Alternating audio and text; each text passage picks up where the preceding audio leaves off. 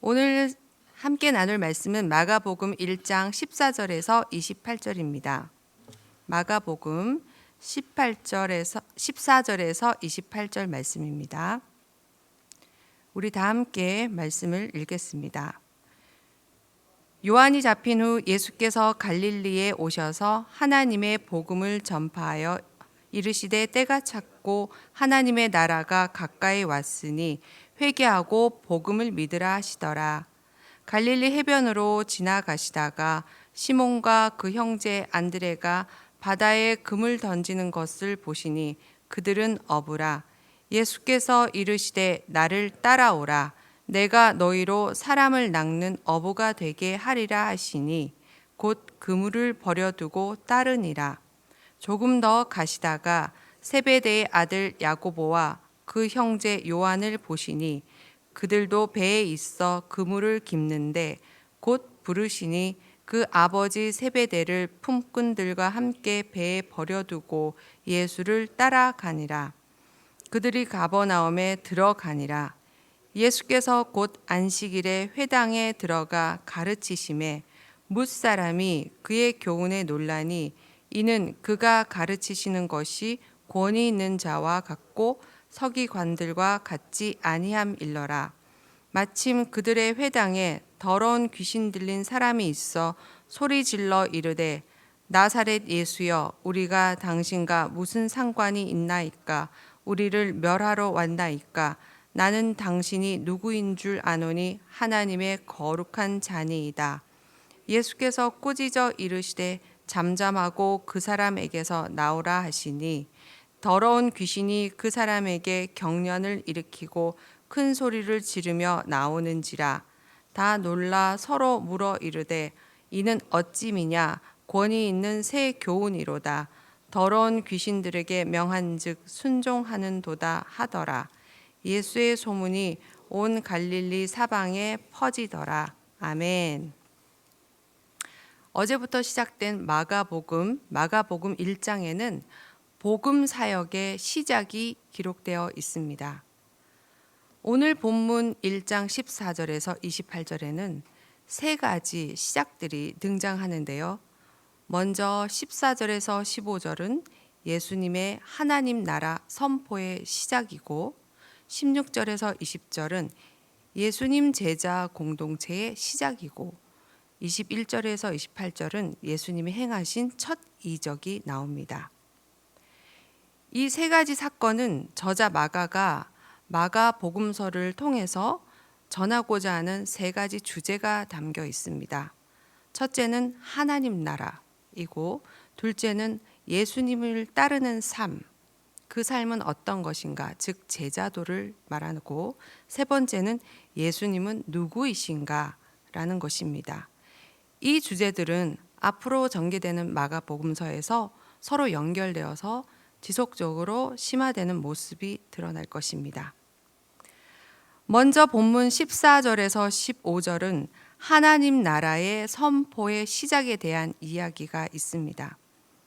1절, 예수님께서 세례 요한이 잡힌 후에 하나님의 복음을 전파하셨다고 진술합니다.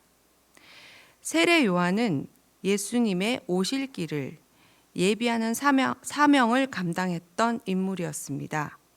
이 세례 요한의 체포에 대한 언급이 나오는 것은 구약시대의 마지막 선지자로서 세례 요한의 역할이 종결된 후에 예수님의 사역이 시작되었다는 것을 보여줍니다. 우리는 여기서 예수님의 모든 사역의 준비와 전개가 전적으로 하나님의 섭리였음을 알 수 있습니다. 예수님은 갈릴리에 오셔서 하나님의 복음을 전파하셨습니다. 어제도 언급되었지만 이 복음 헬라어 유앙겔리오는 원래 고대 로마 황제의 성공적인 행사를 발표할 때 쓰였던 단어입니다. 이 복음이라는 용어를 저자 마가가 예수께서 하나님의 복음을 전파하다라고 쓴 것은 당시에서 매우 획기적인 선포적인 표현이었습니다. 따라서 하나님의 복음이란 하나님의 다스림, 통치, 그리고 하나님께서 주인이신 것을 전제하는 복된 소식입니다. 하나님 나라에 대한 선포에 이어서 예수님께서는 제자들을 부르신 이야기가 이어져 나옵니다. 이것은 하나님 나라와 제자 공동체 사이의 연관성을 보여주는 것으로서 제자 공동체는 바로 하나님 나라의 백성이라는 것을 알 수 있습니다. 즉, 제자의 삶은 예수님의 삶과 사역에 철저히 참여하는 것으로 예수님을 따르는 삶이 됩니다. 15절 때가 찼고라고 하는데요. 헬라어 카이로스라는 때는 물리적인 시간이 아니라 의도되고 계획된 시간을 뜻합니다. 때가 찼다는 것은 하나님의 시간으로서 메시아의 시대가 되었다. 또 메시아의 시대가 성취되었다라는 선포가 되는 것이죠. 예수님은 회개하고 복음을 믿으라고 선포하셨습니다. 회개하다, 다시 돌아가다.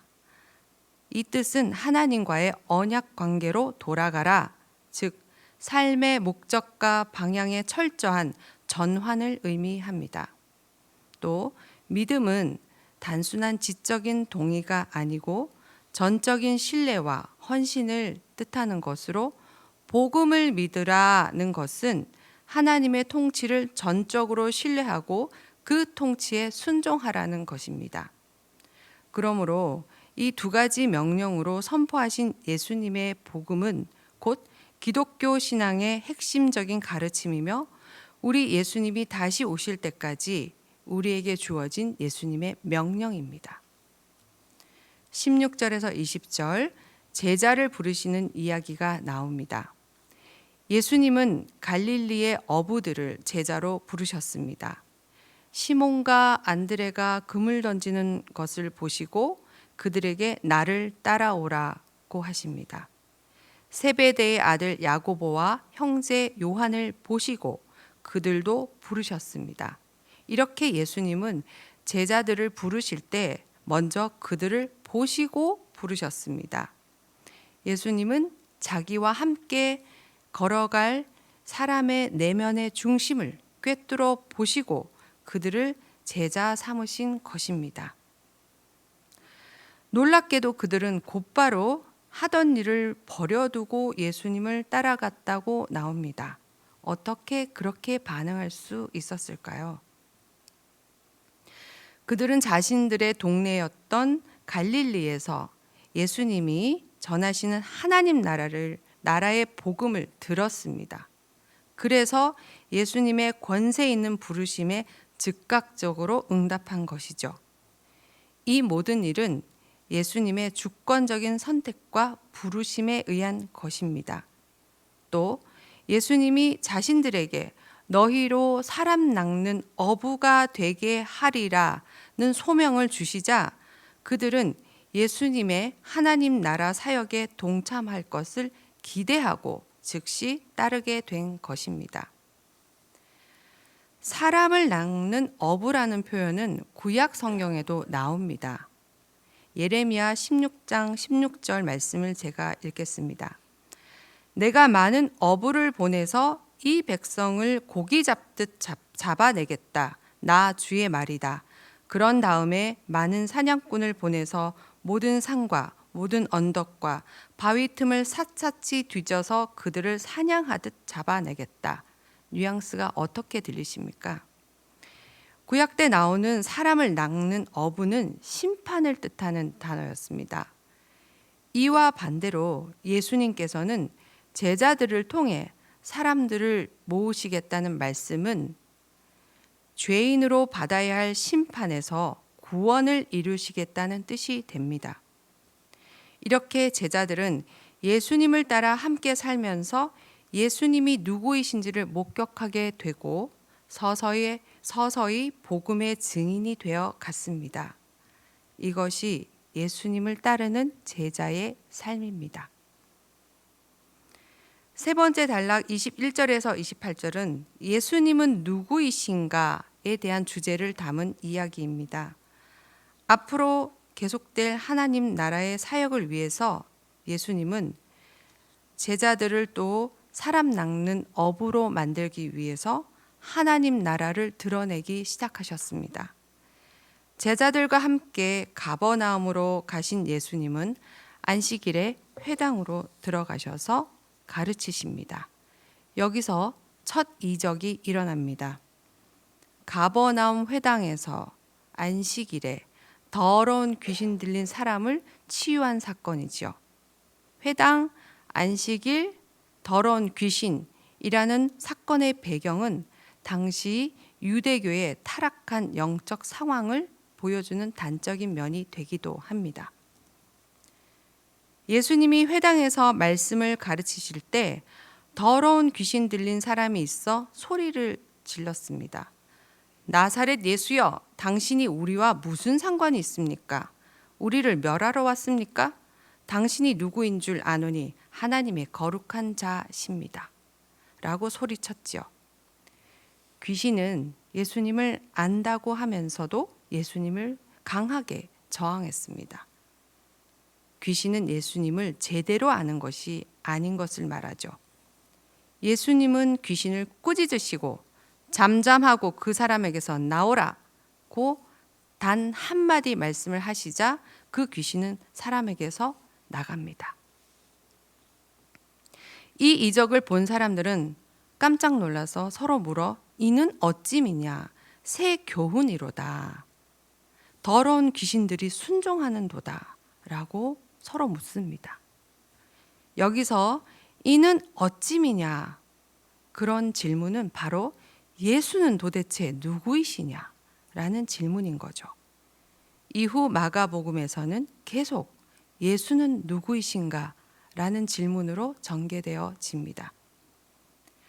즉 예수께서 가버나움 회당에서 행하신 첫 번째 이적은 예수님이 어떤 분이신지를 드러내는 사건이고 이로써 예수님은 귀신들조차 즉시 순종하는 권위를 가지신 분이심을 알게 되게 하였고 또 예수님의 하나님 나라 사역의 시작은 세상을 더럽히는 악한 영의 권세가 무너지기 시작했음을 보여주는 사건입니다.